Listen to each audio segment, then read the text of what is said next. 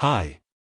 Let's learn the definition, meaning, and example of a bell curve in finance. A bell curve is a common type of distribution for a variable, also known as the normal distribution. The term bell curve originates from the fact that the graph used to depict a normal distribution consists of a symmetrical bell-shaped curve.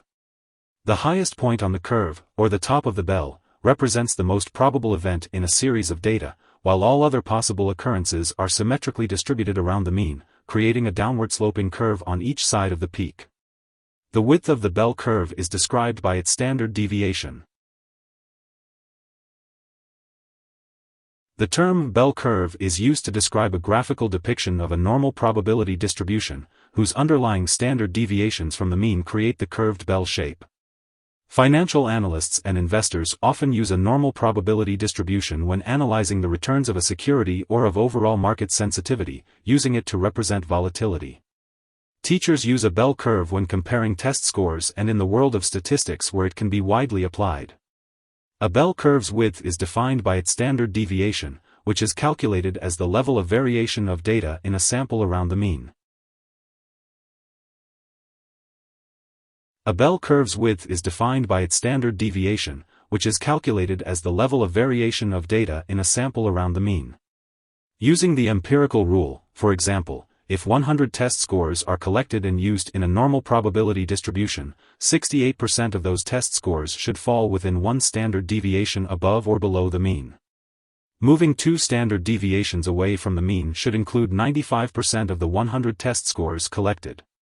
Test scores that are extreme outliers, such as a score of 100 or 0, would be considered long-tail data points that consequently lie squarely outside of the 3 standard deviation range. The normal probability distribution assumption doesn't always hold true in the financial world. Non-normal distributions have fatter tails than a bell curve distribution. A fatter tail skews negative signals to investors that there is a greater probability of negative returns. Grading or assessing performance using a bell curve forces groups of people to be categorized as poor, average, or good. It is sometimes a disservice to the individuals. In reality, data are not perfectly normal. Sometimes there is skewness or fat tails, making tail events more probable than the normal distribution would predict. A bell curve is a symmetric curve centered around the mean, or average, of all the data points. The width of a bell curve is determined by the standard deviation. 68% of the data points are within one standard deviation of the mean, 95% of the data are within 2 standard deviations, and 99.7% of the data points are within 3 standard deviations of the mean. Analysts will often use bell curves and other statistical distributions when modeling different potential outcomes that are relevant for investing. Depending on the analysis being performed, these might consist of future stock prices, rates of future earnings growth, potential default rates, or other important phenomena. Investors should carefully consider whether the outcomes being studied are in fact normally distributed. Although the bell curve is a very useful statistical concept, its applications in finance can be limited because financial phenomena do not fall neatly within a normal distribution. Therefore, relying too heavily on a bell curve when making predictions about these events can lead to unreliable results.